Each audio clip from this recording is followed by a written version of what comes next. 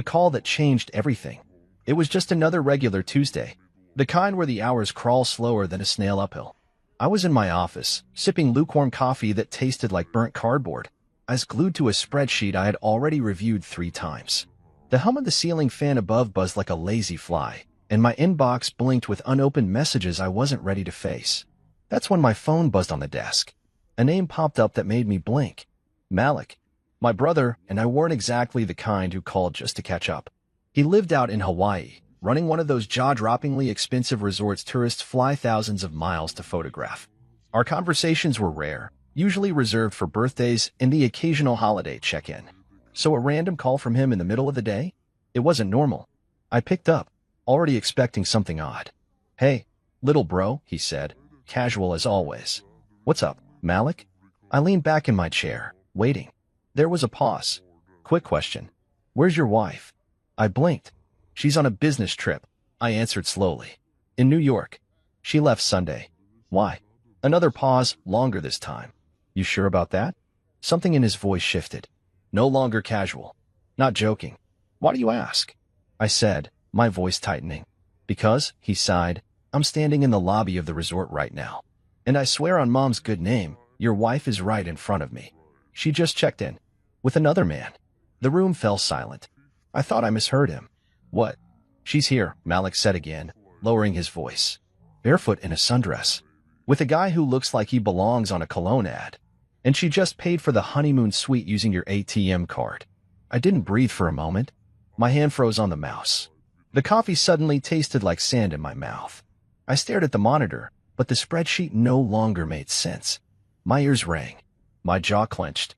But somehow, I kept my voice steady. "Are you sure it's her?" "Positive," he replied. I waved at her. She waved back. The silence stretched again. I rubbed my temple, trying to push away the pounding headache that had just formed behind my eyes. "All right," I said slowly. "Don't say anything else to her. Don't let her know you told me." "You got it," Malik said. "What do you want me to do?" I didn't answer right away. My heart was racing, but my mind was already shifting into something colder. I stood from my desk and walked to the window, watching the wind rustle the trees outside. My thoughts were a storm. Brielle, my wife of 6 years. I met her at a work seminar back when we were still nobodies. She was electric, sharp, confident, the kind of woman who didn't wait for doors to open. She kicked them down. We got along instantly. I paid for her last semester of grad school when her loan got denied. Supported her while she built her startup from scratch. Celebrated her wins like they were my own. And now, she was thousands of miles away, wrapped around another man on a beach, smiling like none of that mattered. I ended the call with Malik after a few more instructions, and I sat down heavily in my chair. I opened our banking app. The transaction history stared back at me like an accusation. $850, Ocean View room. $170, champagne brunch. $265, luxury couples massage. $320, catamaran sunset cruise. $2,430, total stolen joy. Each charge was a stab to the chest. Paid with my card.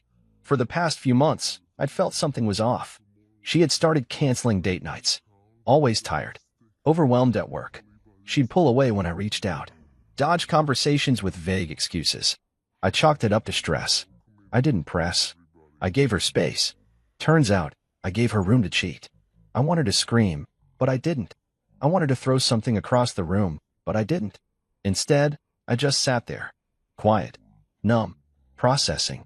Because in that moment, I realized something dangerous. I wasn't going to yell. I wasn't going to cry. I was going to get even. I wasn't going to burst into Hawaii demanding answers.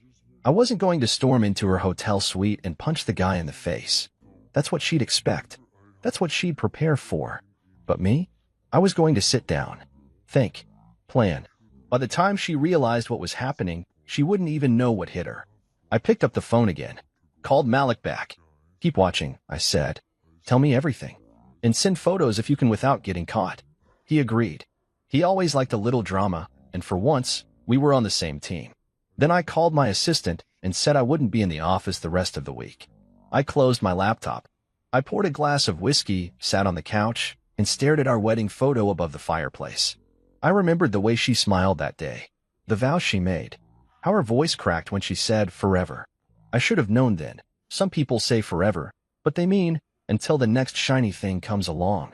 I clinked the glass against my teeth. She thought I was a fool, that I'd never find out. But she forgot who I am. She forgot that I pay attention, that I see patterns, that I built my life on structure and precision. She played a careless game in paradise. And now? Now, I was about to show her that betrayal has consequences. And Hawaii was about to become the last place she'd ever forget. Paradise exposed. The funny thing about betrayal is how it doesn't hit you all at once. It seeps in like cold water under a door, slow at first, then soaking everything before you realize you're standing in a flood. That night, I sat in my living room with the lights off, letting it all soak in. The only sound was the clink of ice against glass and the slow creak of the ceiling fan above. I stared at the bank statements again, scrolling through the damage like it was a crime scene report. A couple's spa package. Sunset cruise. Room service that could feed a football team. My name on every receipt, my money funding their fantasy. She had taken what we built and used it as a getaway fund for a fling. But I wasn't going to act rash. Not yet. Instead, I called Malik again. Describe him to me, I said, pouring another drink. He chuckled, not because it was funny, but because it was absurd. Tall, model-looking. You know the type. Skinny jeans and loafers on a beach, like he's allergic to sand. She kissed him on the cheek earlier. Held his hand. They looked too comfortable to be coworkers. I closed my eyes. He wasn't wrong. I already knew in my gut it wasn't business. Her emails had become vague lately. No more, be back Wednesday, or client meeting at 3. Just one-word replies or ghost-like silence. I told myself she was stressed, that she needed space. I gave her that, and she took it all the way to Hawaii. Thanks, man, I said. Keep an eye on her. Don't let her know you've said anything. Already on it, Malik replied. She booked the stay under your full name, by the way. No shame at all. Of course she did. After we hung up, I sat in silence for a while. I thought about everything. The way she used to wait up for me when I worked late. The way she used to laugh at my terrible jokes.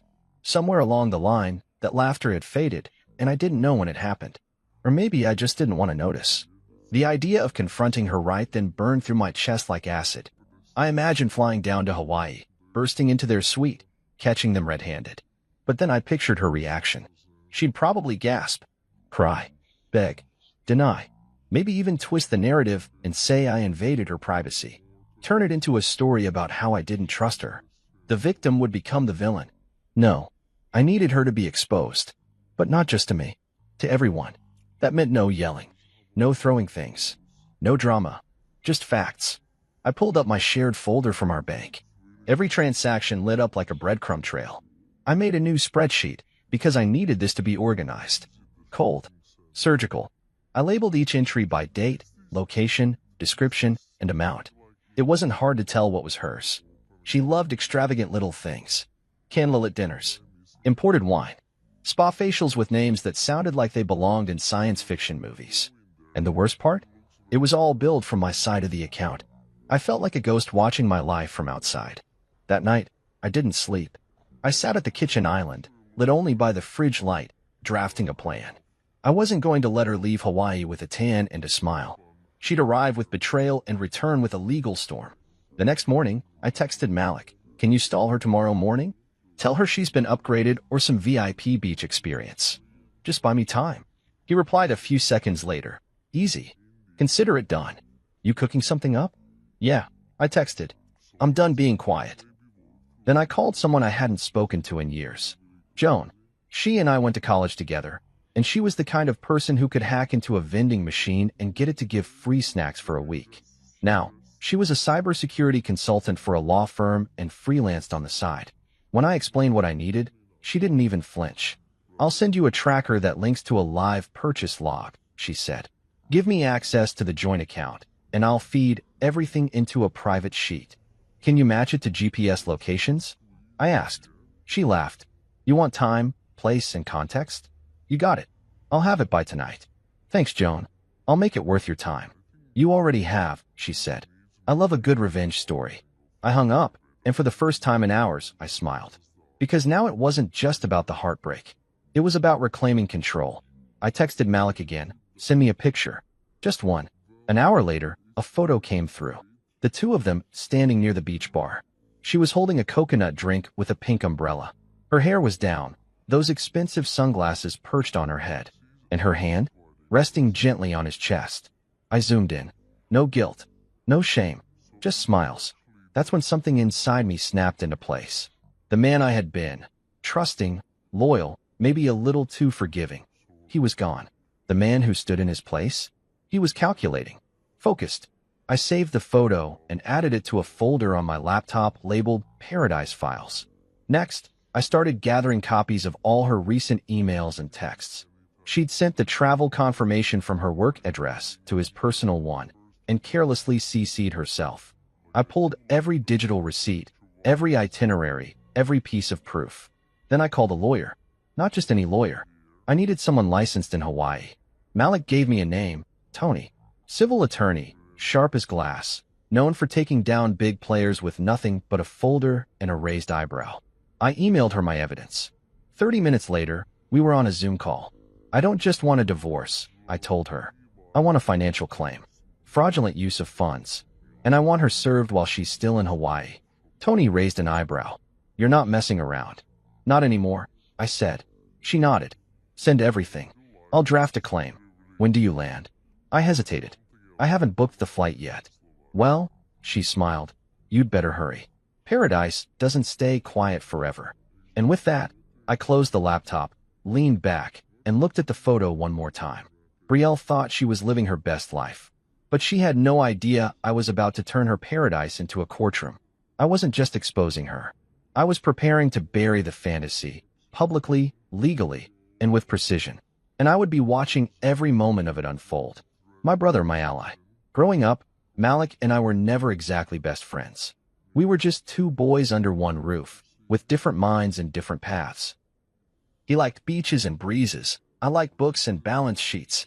While I stayed on the mainland, building a quiet life, he went off to Hawaii and turned a crumbling beachfront property into a luxury resort that made headlines. We didn't fight, but we didn't bond either. At least not until now. Betrayal has a strange way of rearranging loyalties. It was 2 days after Malik's call. I was sitting in my car, parked at the edge of a cliffside overlook just outside the city. The kind of place where you go to think, or maybe to scream when no one's around. I had the ocean in the distance, cold, gray, unforgiving, and my phone glowing in my palm. All right, Malik said on the other end. Here's what I got. He had gone full investigator on my behalf. The kind of effort you only make when blood actually means something. Reservation details are all under your name, he began. She booked the honeymoon suite for 6 nights. Confirmed through your shared bank card. All-inclusive. Champagne welcome. Turn-down service. Ocean view. I closed my eyes. Send me the documents. Already in your inbox, he said. And I've pulled security footage too. Discreet angles. Nothing invasive, but enough to show they're not just coworkers. You sure? I asked, jaw tight. Trust me, he said flatly. She's not talking business. They're kissing by the pool bar. Arms around each other. I even saw them dancing last night at the luau. A knot twisted in my stomach. She ever say anything to you? I asked, wondering if she tried to lie to his face. Nope. Just smiled like everything was fine. Didn't even flinch when I greeted her. She said she was just taking a break from work stress. I didn't let on. Good. And him? I asked. What's his story? Malik exhaled through the speaker. Name's Levi. I asked a few staff members to poke around. Turns out he's some kind of marketing manager at a firm in California. Mid-30s. Works out a lot. Acts like he's God's gift to women. Perfect, I muttered. The cliché of clichés. You want me to do more digging? No, I said. I've got someone else helping on that front. Because I did. Joan. She'd already sent me a Google sheet, color-coded, organized, time-stamped, with every purchase Brielle made using our joint account since she landed. Even GPS coordinates were included, ping from the stores and restaurants she visited. It read like a travel brochure from hell, and every entry had my name on it. My next move was to tighten the circle. I needed more than emotional damage. I needed legal ground. So I called Joan again. Hey, she said, picking up on the second ring. Your sheet's updated. You should take a look at row 35. I opened it. Item, boutique jewelry set. Amount, $860. Note, gift wrapped, signed to my future, handwriting confirmed to match Brielle. My hands tightened around the phone. She used my card to buy him a gift? Joan didn't answer. She didn't have to. Keep tracking, I said. I want every dollar mapped out. I want a full timeline. I want to know what they touched, where they stayed, what they wore. You're getting dangerous, she said, half amused, half impressed. No, I replied. I'm getting smart. After hanging up, I contacted Tony, the civil attorney Malik had recommended. She was sharp, fast, and completely unbothered by the scale of the drama. I've reviewed the files you sent, she said during our second call. I can easily build a claim here. Fraudulent use of joint funds, emotional distress, misrepresentation. If you want to press charges or serve her papers while she's still on the island, I can help you file the paperwork within 48 hours. Make it happen. Just be aware, she said carefully, this could go public. I don't care. That night, Malik emailed me the video clips. The first one started with soft music playing in the background, one of the resort's live bands. The camera angle showed Brielle and Levi swaying together under string lights, his hands on her waist. She leaned in, whispered something in his ear. He laughed, and then she kissed him, right there, on the dance floor. The same floor where I once danced with her during a retreat Malik hosted 3 years ago. Back when she still reached for my hand in public. Back when she still looked at me like I mattered. I closed the video, not out of pain, but out of certainty. I was done being blindsided. This was no longer about heartbreak. It was business. She turned our marriage into a transaction. So I would treat the fallout like a contract gone wrong. Anything else you need? Malik asked when I called to check in again. I need access to her suite, I said. Not to break in. Just gather intel. He hesitated. That's a gray area. She left the door open when she used my name and my card. I have a right to know what's happening under my account. I might have a guy, he said slowly. His name's Kai. Been with me 6 years. Discreet. Loyal. I trust him. Send him in. Quietly. Don't take anything. Just eyes. You got it. As the plan started to take shape, I began drafting a master document. I titled it Operation Island Exit. It included bank statements, email screenshots, timeline of lies, photos and videos from Malik, spreadsheet from Joan, drafted legal complaint from Tony. All of it stacked neatly into a folder I kept on an encrypted drive. The evidence was clear. The betrayal was proven. But still, I hadn't called her. She had no idea what was coming. That silence? It was my favorite part. Because there's something powerful about letting someone walk deeper into the fire, believing they're in the sun. They sip champagne, post beach photos, smile in the mirror. And all the while, the ground beneath them is starting to crack. By the end of the week, it wouldn't be a beach beneath her feet. It would be a courtroom. The setup. There's something deeply satisfying about watching a liar smile while walking straight into a trap. And in this case, the trap came with ocean views and complimentary mimosas. I landed in Honolulu just before noon on a Friday, stepping off the plane with a single carry-on, dark sunglasses, and a name that wasn't mine.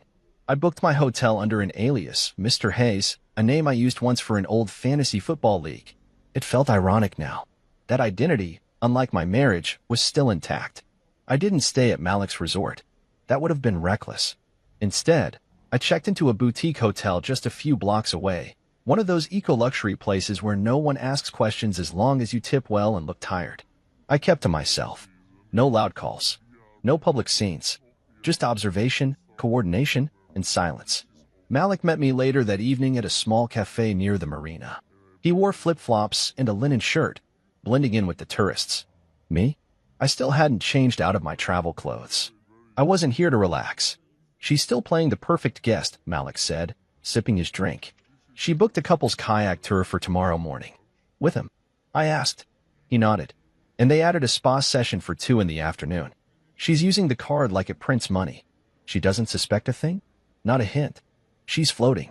I leaned back in my chair, staring out at the docked boats. The setting sun bounced off the water like liquid fire. It should have been romantic. Instead, it felt like a countdown. All right, I said. Let's move forward. Introduce me to your attorney friend. The next morning, Malik set up a quiet meeting with Tony Rivera, a civil attorney whose office overlooked the edge of Diamond Head. She greeted me with a firm handshake and a confidence that made it clear she didn't lose often. I've reviewed the documentation, she said, gesturing to the thick folder I'd provided. You've got solid grounds, financial misconduct, fraudulent use of joint funds, and emotional distress. More importantly, We can file here, But if you wanted to hit harder, we wait until she's mid-trip. Let her think everything's perfect, then drop the hammer. I nodded. Make her feel untouchable. Then remind her she's not. Tony smiled. My kind of client. That afternoon, I returned to my hotel and reviewed the latest batch of updates from Joan. The spreadsheet had grown. More dinners, jewelry, a private snorkel tour. One transaction labeled Lover's Cove Picnic Basket Premium. That one stung. Not because of the money, but because we'd done that same picnic 2 years ago. It had been her idea then. Now, it was recycled romance for someone else. I closed the laptop and called Malik. Time for the next phase, I said. Card switch, he asked. Yes. Can Kai handle it? Kai was Malik's right-hand man. Quiet, unshakable, the kind of guy you could trust to carry secrets to the grave. Malik once said Kai had fixed a blackout during a hurricane with duct tape and a screwdriver. I'll brief him tonight, Malik replied. We'll do it tomorrow morning when she comes down for breakfast. Tell him to be fast. Clean. No errors. The plan was simple. Malik would stage a billing issue at the front desk that required Brielle's physical presence. Something like a hold error on the room. While she was down arguing, Kai would enter the suite, swap her real ATM card with an identical dummy, and leave everything else untouched. When she tried to use it later that day, nothing would work. Her picture-perfect vacation would collapse by degrees, each swipe a reminder that control was slipping. By the time the sun rose, everything was in motion. Malik called me around 10 a.m. She's at the desk now, he whispered, giving my staff the fake smile. Is Kai in? Already in and out. Like a ghost. I grinned. Perfect. Later that afternoon, Joan messaged me. No activity on the real card since 10:13 a.m. Looks like the decoy's in full effect. That was the moment I finally felt the shift. The balance tipping. I imagined her standing at the register of some boutique shop, sunglasses in one hand, disappointment curling her lips as the cashier shook their head. Card declined. Swipe again. Declined. Confusion. Embarrassment. Panic. Malik confirmed it. They went to the jewelry store in Waikiki, he said. She tried to buy a gold chain. Got declined. Tried again. Nothing. Levi looked confused. She looked pissed. And now, they're back at the resort. She's on the phone with someone. Probably the bank. Or maybe you. I chuckled. Let her call. I didn't answer, of course. I wasn't ready yet.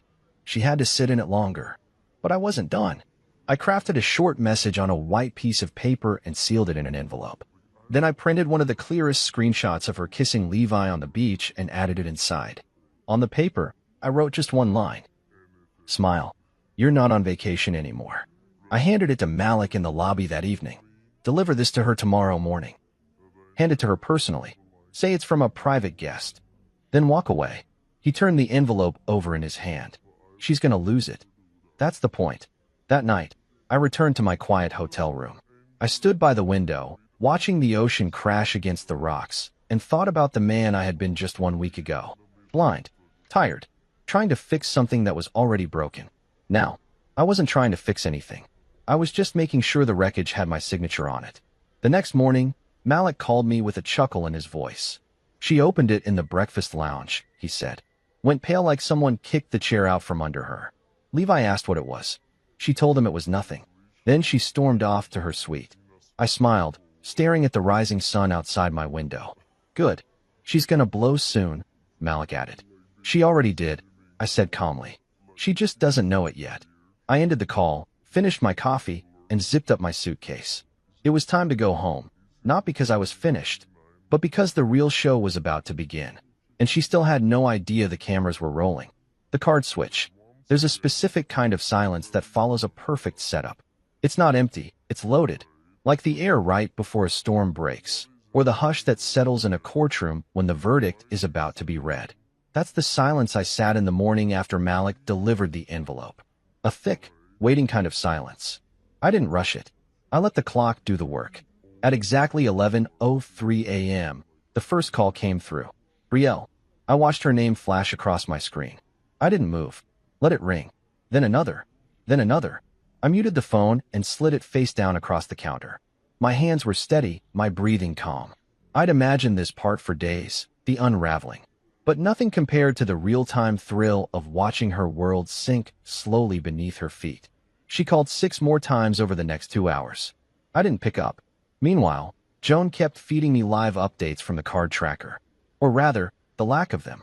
Declined again. She messaged at 12:12 p.m., this time at a beachside cafe. She tried 3 times. The beautiful thing about revenge done right is that it's not loud. It doesn't slam doors or scream accusations. It whispers truth into places where lies used to live. That's what this card switch was. Not revenge in the classic sense, but revelation. One swipe at a time. Malik texted me mid-afternoon. She's asking everyone at the front desk why her card isn't working. She thinks it's a hotel error. Let her. I replied. I imagined her standing there in that overpriced sundress, trying to smile while confusion bloomed across her face. Levi probably standing nearby, arms crossed, wondering what she was hiding. I wondered if he knew the room they were staying in was booked under my name.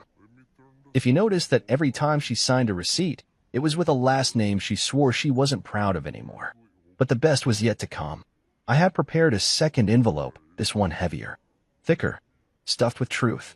Inside, I had placed a printed bank statement with every line highlighted that matched their trip, a spreadsheet compiled by Joan, organized by date, location, and cost, the resort's room booking confirmation bearing my full name, a divorce petition drafted by Tony, and finally, a neatly labeled USB drive. That USB? It contained the video footage Malik had collected. Their slow dances, hand-holding, laughing under tiki lights, the kiss by the bar, all time-stamped, all in high resolution. This wasn't just evidence, it was a story. A timeline of betrayal wrapped in facts. And it was about to land directly in her hands. I made one last call to Malik that evening.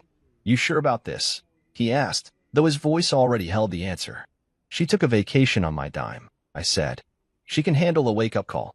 The next morning, Malik approached her in the hotel lobby, same as before. Mrs. Thorne, he said. I laughed when he told me later she didn't correct him.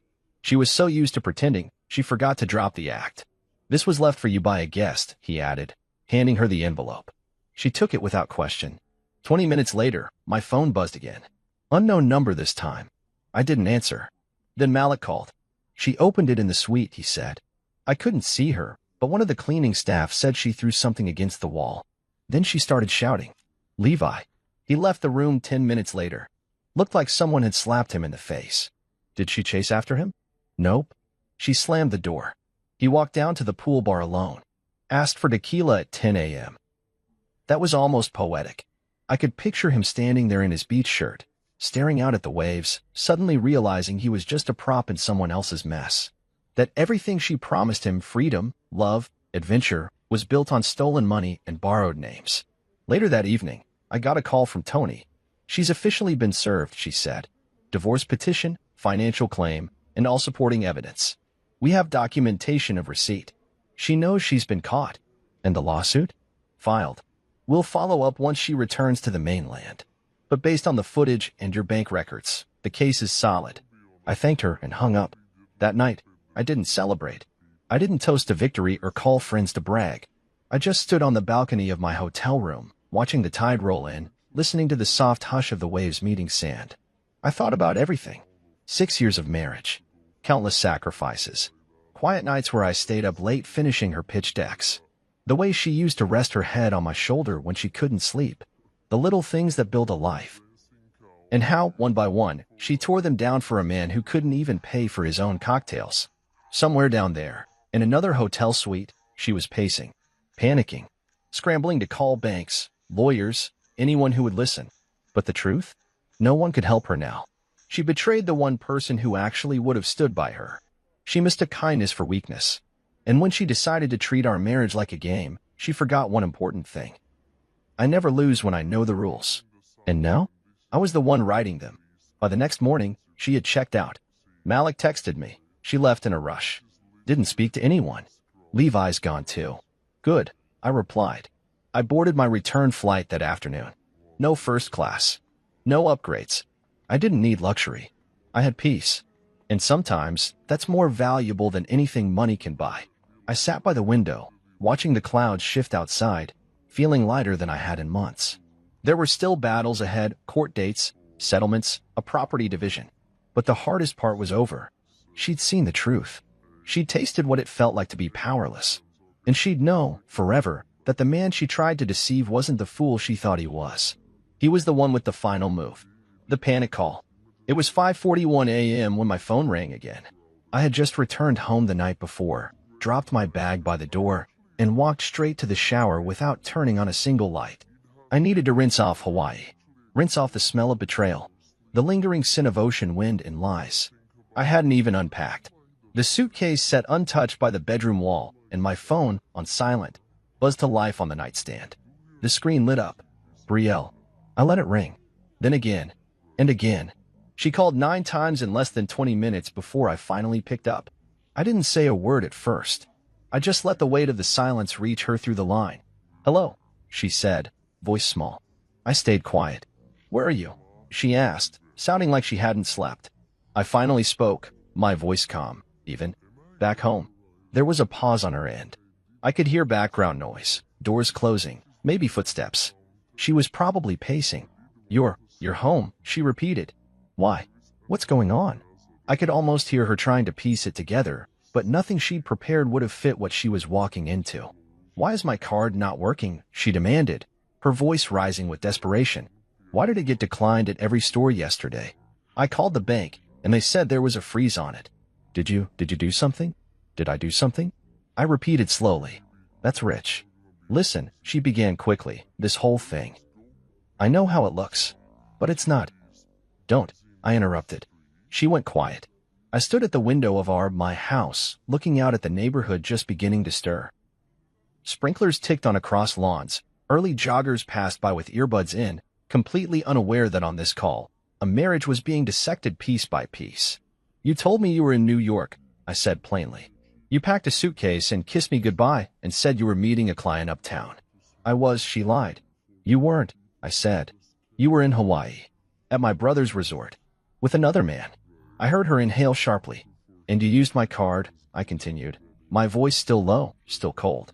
"Every cocktail, every massage, every dinner, every room service bill, you swiped with my name. You made reservations in my name. You laid in bed with another man, in a suite I paid for." "Wait," she said, stumbling over her words. It's not like that. Don't lie again, Brielle. I wasn't trying to hurt you," she snapped, desperation cracking her voice now. "It was a mistake. It just happened. You planned the trip. There was silence. You bought the tickets. You forwarded the itinerary to him.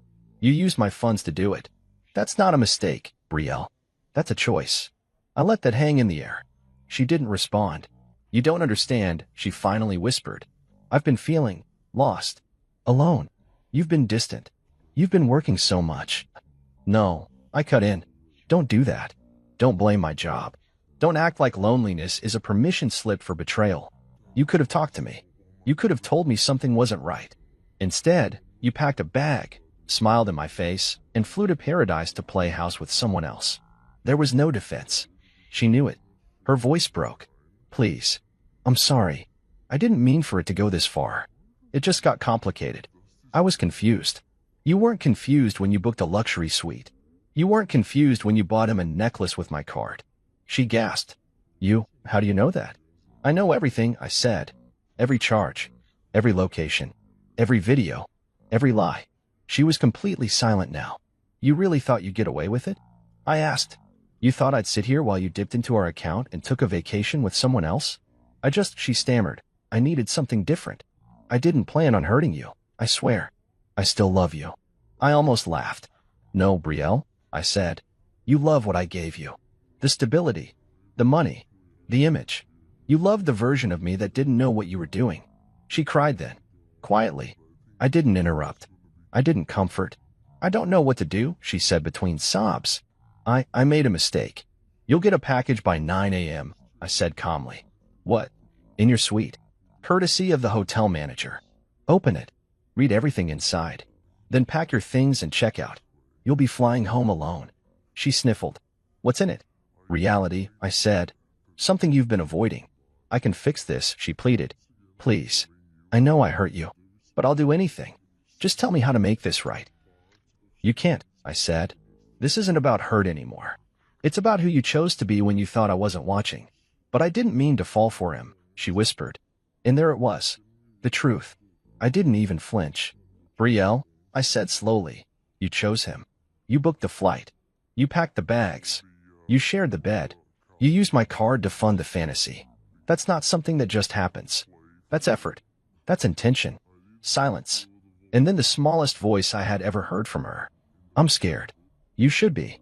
The line was quiet for a long time. I could hear her breathing. Maybe she thought I'd soften. Maybe she thought I'd say, come home, or we'll figure this out. But I'd figured it out already, and she no longer had a place in it. I have to go, I said. Wait. But I hung up. I stood in the quiet of the house for a long while after that. The walls felt a little wider. The air, a little clearer. Like the house had been holding its breath too, and now it was free to exhale. I went downstairs, brewed a fresh cup of coffee, and took it out onto the porch. The sky was turning gold. Birds chirped in the trees. For the first time in a long time, I felt still. No more guessing. No more wondering. Just truth. I didn't need to yell or scream to win. All I had to do was stop pretending she was someone she never intended to be. And soon, when she opened that package, she'd realize just how much pretending had cost her. The envelope of consequences. The sun rose in Honolulu like it always did, calm, golden, promising. But for Brielle, this morning was going to be different. I imagined her waking up in the luxury suite, the ocean breeze slipping through the curtains, the faint sound of waves in the distance. For a moment, maybe she even forgot everything. Maybe she reached for Levi. Maybe she still hoped this was just a bad dream. But dreams don't come with documents. At exactly 9 a.m., Malik followed through on our agreement. He walked up to the suite, knocked twice, and handed her a second envelope, this one thicker than the last. He didn't say a word, just smiled politely, turned around, and walked away. Inside that envelope was the end of everything she thought she had control over. The divorce petition was printed on crisp, white paper with bold lettering and Tony's law firm's insignia at the top. It detailed every violation of trust, every financial abuse, every legal reason I had for terminating the marriage. No fluff, just facts.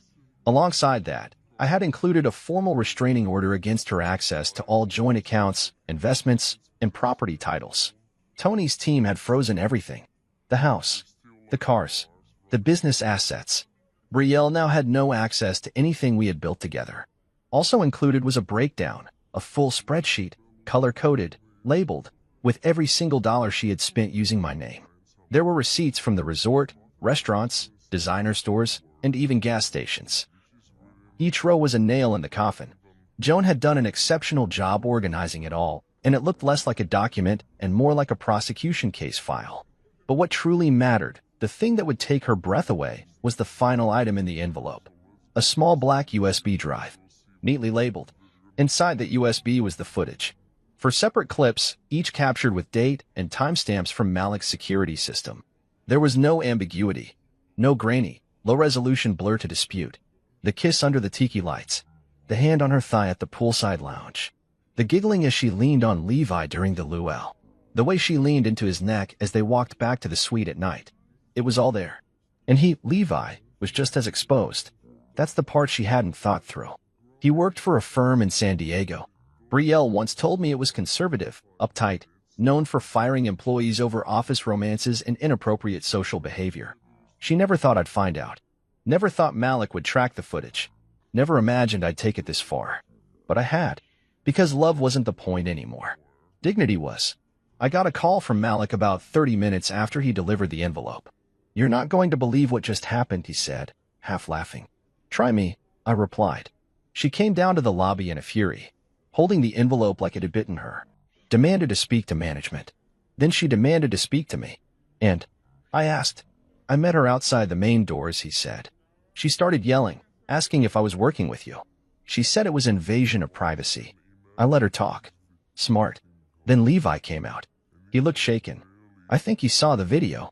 I leaned back in my chair. He knows. Oh, yeah. His face said it all. He wasn't furious. He was terrified. Probably realized the kind of fallout he's about to walk into. Good. They argued right there, in front of everyone, Malik said. She said something about fixing it. He said something about lawyers. Then he just walked off. Didn't even wait for her. That part didn't surprise. She had traded 6 years of real for 6 days of illusion. And now she was left holding an envelope full of truths and a name no one wanted to be associated with. Later that day, I received an email from Tony's assistant. Everything had been filed. The claims were active. The documents had been notarized and verified. I now had legal separation pending trial in a strong financial misconduct case. And the startup I helped Brielle launch? I had already removed her from the accounts. Back when we set up the LLC, she didn't pay attention to the fine print. I had retained majority control with 60% equity, standard protection in case she ever wanted to sell early. I never thought I'd use it this way, but now it felt like insurance. I sent a notice of removal to her business email that evening. Effective immediately, she was out. No longer CEO, no longer partner, no longer tied to anything I built. The final blow came when Malik told me Levi's company had received a forwarded copy of the video. Not by me, of course not, but someone anonymous, someone who simply labeled the email, thought your HR department might want to see this. I didn't have to ask who sent it. Joan. She always did have a flair for timing. By that night, the fallout was in full swing. I stayed up reading a book I'd been trying to finish for months. Something about quiet resilience and rebuilding after a storm. Funny how I understood it better now. My phone buzzed once more. A text from an unknown number. Please. Can we talk? Just once. Please. I didn't respond. Because what was there left to say? She had poured gasoline on our life and lit the match, thinking I wouldn't notice the smoke. But now, she was choking on the fumes. She had lied to my face, spent my money, kissed another man under my brother's roof, and thought all she had to do was cry her way out of it. Not this time. I walked out onto the balcony, breathing in the cool night air, letting it settle in my lungs. There was no need for revenge anymore. I'd already won. Not through rage. Not through violence. Through evidence. Through calm. Through the truth. Let people call me cold. Let them say I overreacted. Because in the end, she tried to write me out of the story we built together. But I held the pen, and she just got edited out, grounded and exposed. When I stepped off the plane back home, I didn't feel victorious. I didn't feel angry either. What I felt, oddly enough, was quiet. A kind of stillness that settled in my chest like dust after a storm. I wasn't coming home from a war. I was coming home from a revelation. And the man who had left just a week ago wasn't the same man walking into this house now. I took my time walking through the front door. Everything was exactly as I left it. The shoes neatly by the door. The vase with dried lavender still sitting untouched on the dining table. But the energy had changed. It was no longer our house. It was mine. Completely, irrevocably mine. Before I even unpacked, I did what needed to be done. First, I changed the locks. A locksmith came within the hour. I didn't explain why. I didn't need to. The man simply did the job, took the payment, and nodded before leaving me standing with a brand new set of keys and a fresh bolt on the past. Next, I contacted my bank and finalized the financial separation. Our joint accounts were already frozen, thanks to Tony, but now I made it permanent. No more access. No more loopholes. Every dime was accounted for, every transaction traced. I wasn't just protecting myself, I was securing peace. Then I cleared the house. Not of furniture or memories, just of her. Everything that belonged to Brielle, her clothes, shoes, makeup, books, favorite mugs, even her yoga mat, I boxed up and stored in the garage. I didn't throw anything out. That would have been too easy. Instead, I put it all neatly into labeled bins, and I left a simple note on top. Collected. Categorized. Claimed. You can coordinate pickup through your attorney. I didn't need her setting foot back inside. She had already stomped enough mud through the floorboards of my trust. 3 days later, the doorbell rang. It was a courier with a stack of papers, signed responses from her legal team. She wasn't fighting the divorce. Not directly. Not yet. But the tone of the reply was careful, curated, designed to slow things down. Too late for that. The next morning, she flew back. Alone. Malik had texted me the moment she checked out. She's leaving today. First class. No Levi. I didn't respond. I didn't need to. But I knew the storm was about to move from Hawaii to here. Sure enough, by mid-afternoon, there she was, standing at the front door like someone who forgot they no longer lived here. She had sunglasses on, her hair pulled back in a tight ponytail, and that same duffel bag she'd taken to Hawaii slung over her shoulder like nothing had changed. She rang the bell twice. I watched her from the upstairs hallway monitor. I didn't rush. I let her stand there. Let her feel the weight of waiting. Then I pressed the intercom button. Brielle. She looked around, confused. Can you open the door? This property is no longer shared, I said evenly.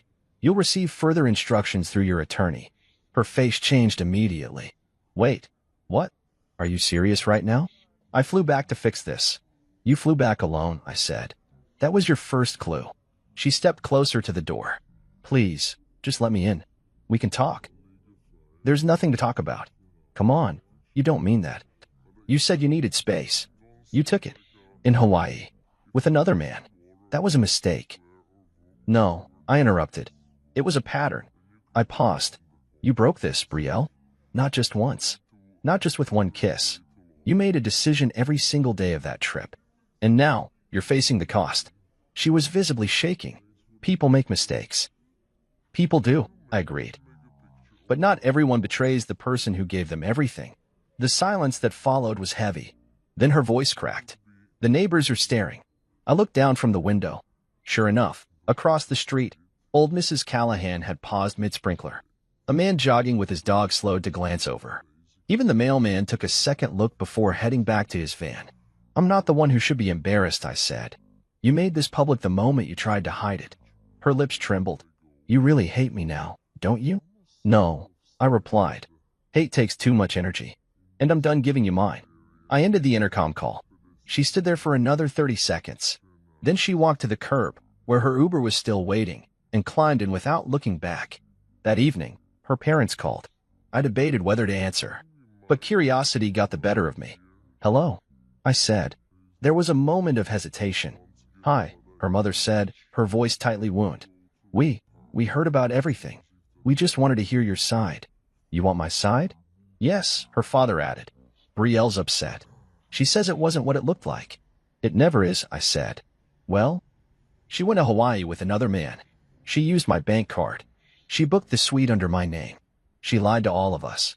If you're looking for someone to feel sorry for, I'm not him. There was a long silence. I'm sorry, her mother said finally. We didn't know. No, I replied. You just didn't ask. I hung up. I didn't owe them closure. Not when they'd spent 6 years turning a blind eye to the cracks she caused and calling them character. That night, I sat on the back patio with a glass of water and watched the sky turn orange. The same sky we used to sit under together, laughing at silly TV shows and dreaming about our future.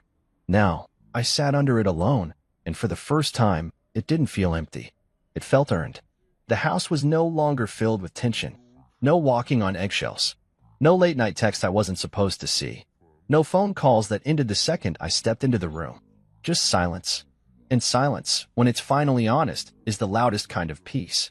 I walked back inside, past the row of labeled boxes in the garage, and shut the door behind me. She had returned home thinking she could fix it with words. But some bridges burned so clean, there's nothing left to walk across. The final confrontation.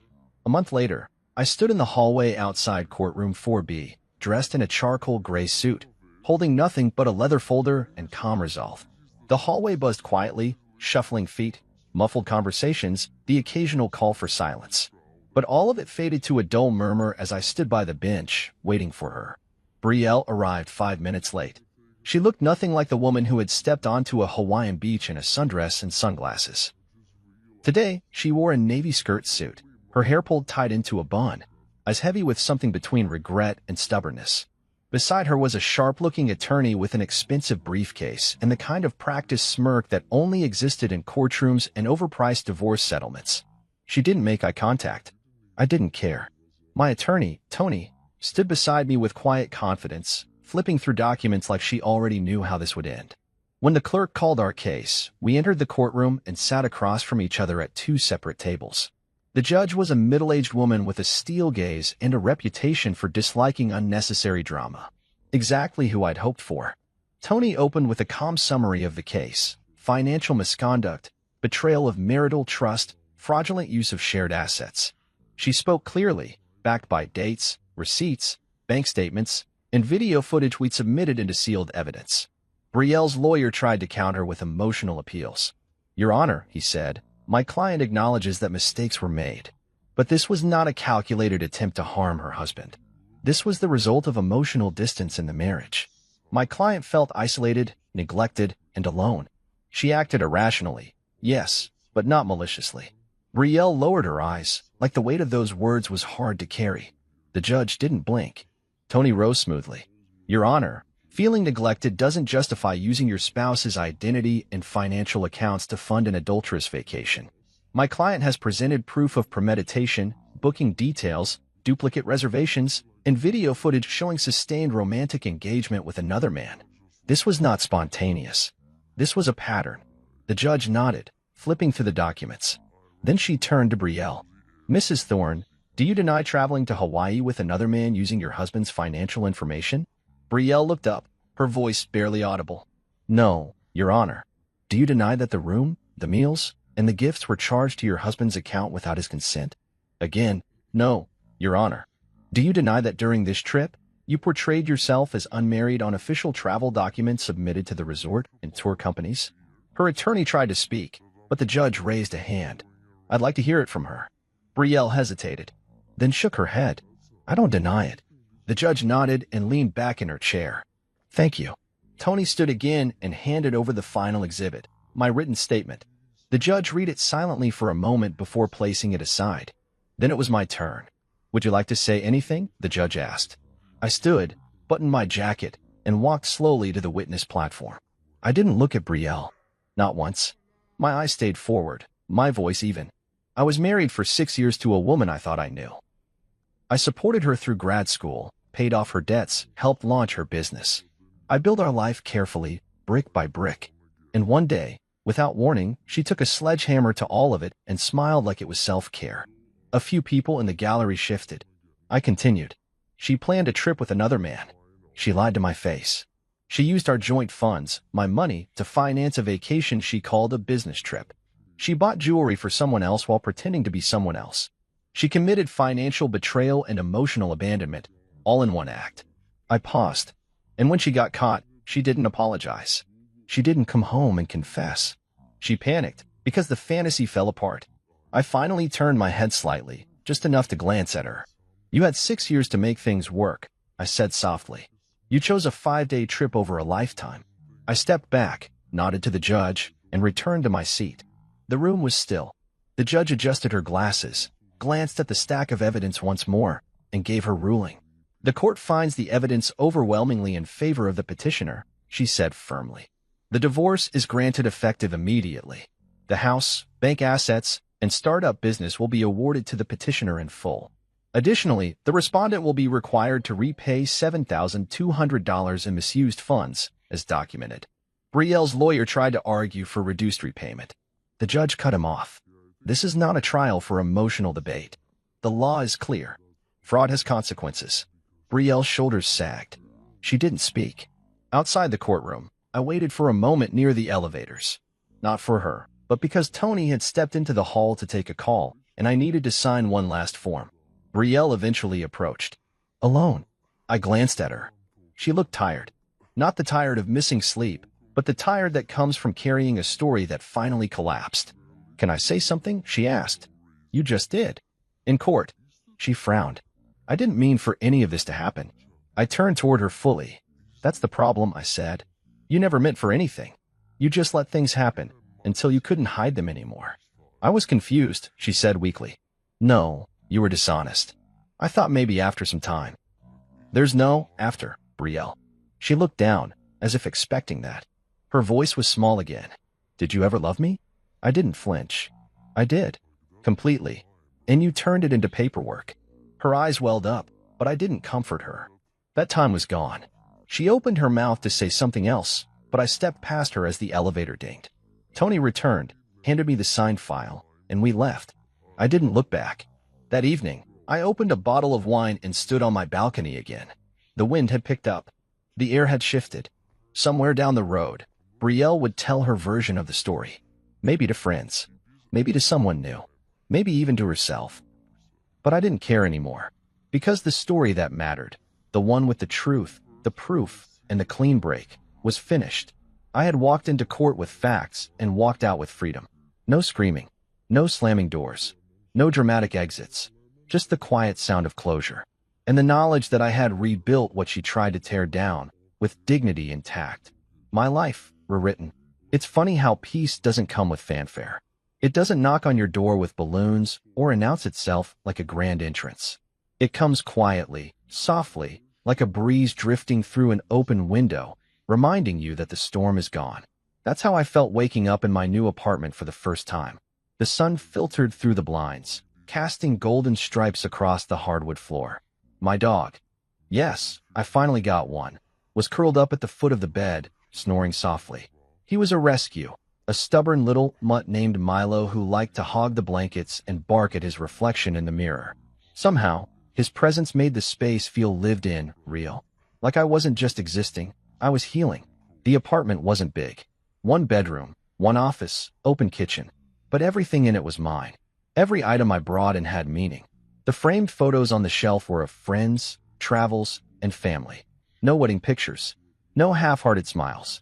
Just me, in all the honest moments that never required performance. A few weeks after the court hearing, I officially moved out of the house Brielle and I once shared.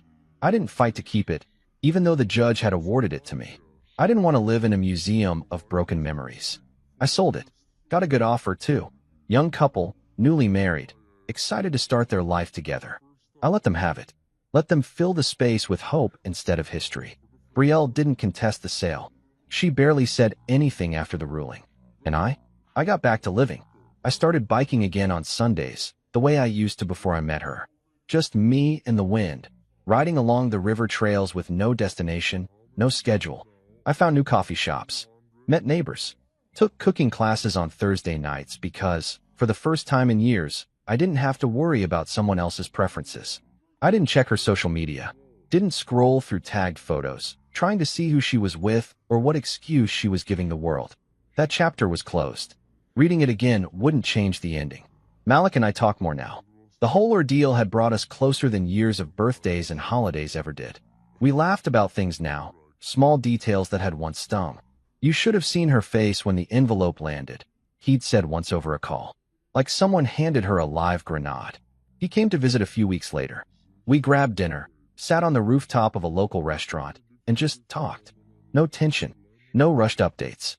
Just two brothers who had been through something ugly and came out stronger for it. "You're different," he said, sipping his beer. "Better or worse?" "Better," he replied.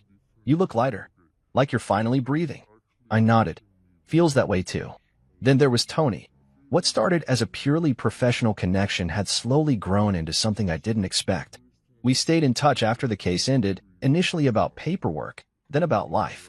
One evening, we met for drinks at a quiet bar downtown. She looked different out of court, more relaxed, warmer. Her sharpness was still there, but it was softened by genuine curiosity. She asked how I was doing, not in the way people do to be polite, but like she really wanted to know. "I'm learning to be selfish again," I told her. She smiled.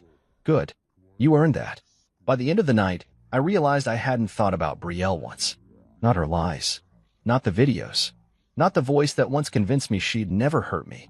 Just me, and the woman sitting across from me, sipping wine and laughing without pretense. It didn't turn into something overnight. I didn't dive into a rebound or force myself into romance. I let it unfold the way healing should: slow, steady, respectful. Maybe it becomes something more. Maybe it doesn't. But for once, I was okay with the uncertainty. One Saturday morning, I visited the place I used to sit with Brielle on our good days, an overlook that faced the city skyline, tucked behind a quiet park.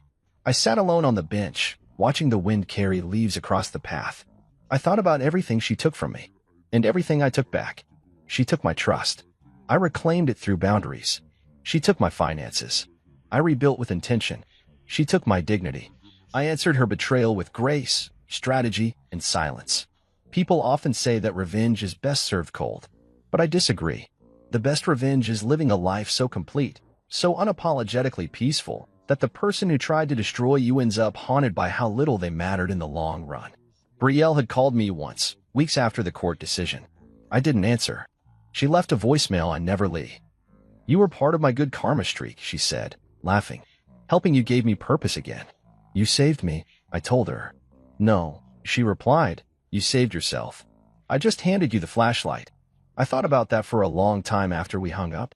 Because she was right. I could have chosen anger. I could have destroyed everything in my path just to feel powerful again.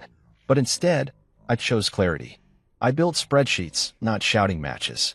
I chose courtrooms, not chaos. I chose dignity when I had every right to explode. And because of that, I didn't just survive the betrayal, I redefined myself through it. Now, when people ask me what happened between us, I don't tell the whole story. I don't list the lies, the expenses, or the beach photos. I just say this. She left thinking she found better. I stayed and found peace. And that's enough. Because I don't owe the world an explanation for how I healed. I only owe myself the truth of what I endured and the pride of how I overcame it. So here I am, 39, divorced, rebuilding, and happier than I ever was in that marriage. Some people chase beaches while burning bridges. Me? I've learned to build on solid ground. No more borrowed trust. No more forced smiles. No more fake forever. Just me, my dog, a skyline view, and the quiet certainty that I will never let someone write me out of my own story again. Not even for paradise.